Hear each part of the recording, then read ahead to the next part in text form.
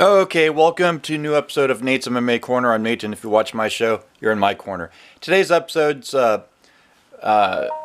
it's a mixed bag episode. I'll just put today's date on the headline.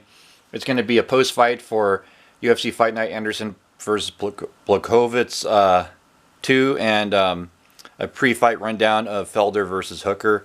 So I'll just make it quick because there's a lot to get through. And so in the main event, we had Jan Blachowicz defeat Corey Anderson, KO punch, first round. Corey Anderson was looking good in the fight. He was clinching up a bit, but he just got caught. I think Corey could have won this fight had he just not got caught. I think Corey will learn from this fight, but Jan looked great. And I think Jan has earned his title shot against Jon Jones at this point. Then we have a welterweight clash with Diego Sanchez and Michel Pereira. And a lot of controversy here. Diego Sanchez won by DQ legal knee.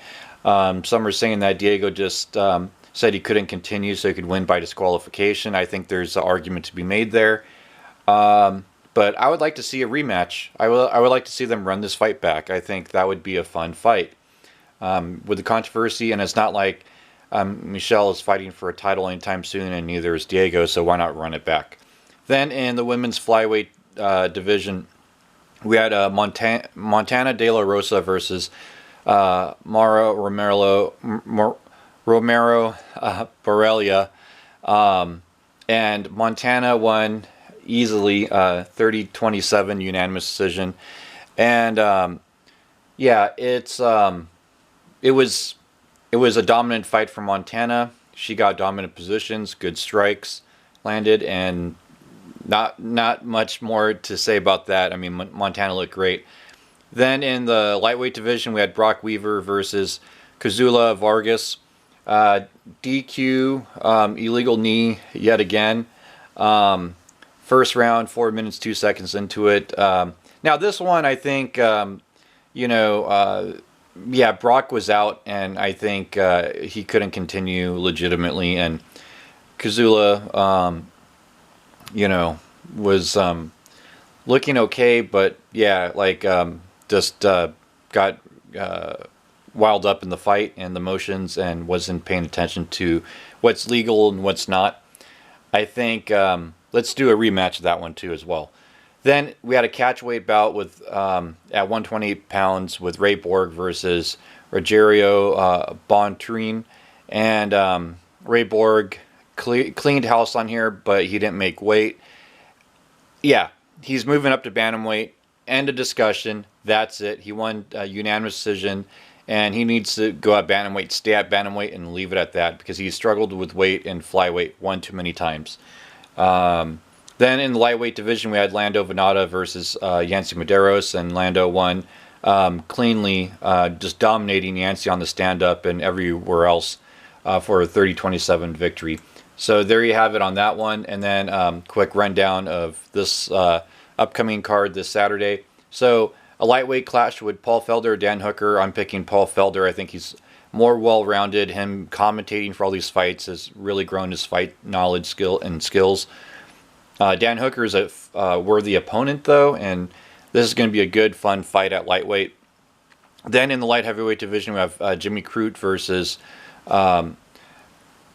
Mikhail Oleksichuk. And, man, this one, I'm going to go with Jimmy Crute on here. I mean, you got a Contender Series guy who looked good and had a first round finish in Contender Series.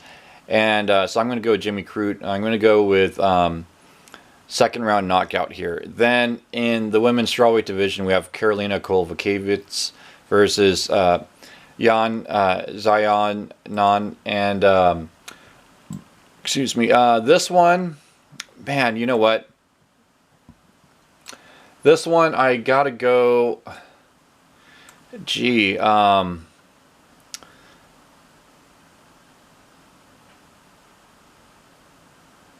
going to go with, this is a close, I think this is a tough one for Karolina, but I think Karolina gets it done by decision.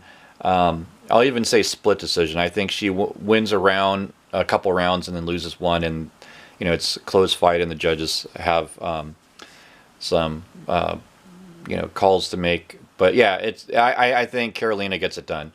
Then we have Ben Sassoli versus Marcos Rogerio de Lima at heavyweight. This is, you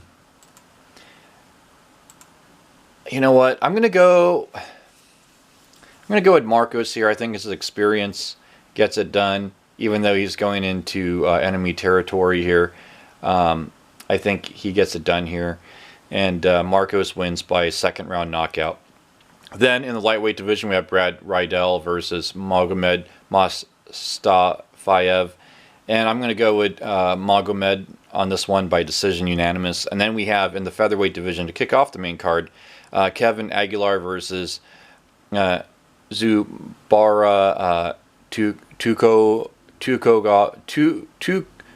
Tukugov.